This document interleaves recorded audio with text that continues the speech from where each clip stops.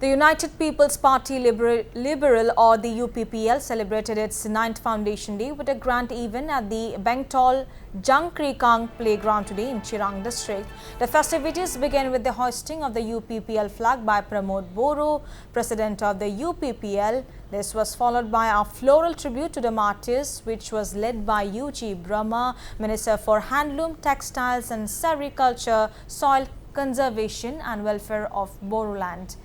The event saw the participation of numerous party leaders and dedicated workers of the UPPL. 2020 UPPL নেতৃত্বত UPPL BJP আমাৰ GSPৰ এজন আছিল যি সৰকাৰ গঠন হ'ল ইয়াৰ পিছত আজি বিটিআৰ অঞ্চলত 100% শান্তি আৰু এটা স্বাভাৱিক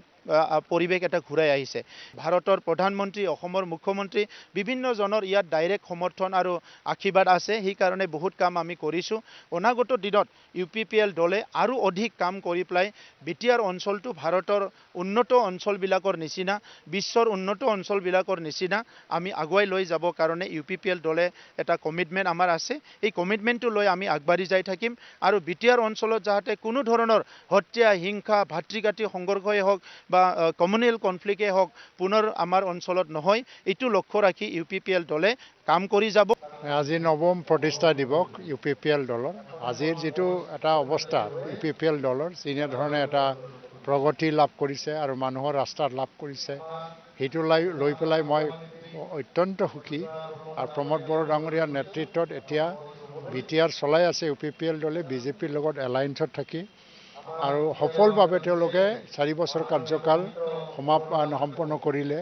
আৰু ৰাইজে যথেষ্ট সুখী এইকাৰণে মই আজি দিনত খুব গৌৰৱেৰে স্মৰণ কৰিব বিচাৰিছো 2015 চনৰ 5 তাৰিখ আগষ্ট যেতিয়া মানুহৰ মাজত আশংকা আছিল অনিশ্চয়তা আছিল আমি নতুন দল গঢ়িব গৈ আছো তাৰ ওপৰত বিশ্বাস ৰাখিব পৰা নাছিল কিন্তু লাহে লাহে মানুহে সকলো জনগোষ্ঠীৰ ৰাইজ আজি UPPL দলক আস্থাত লৈ পেলাই আগবাঢ়ি যাব খুজিছে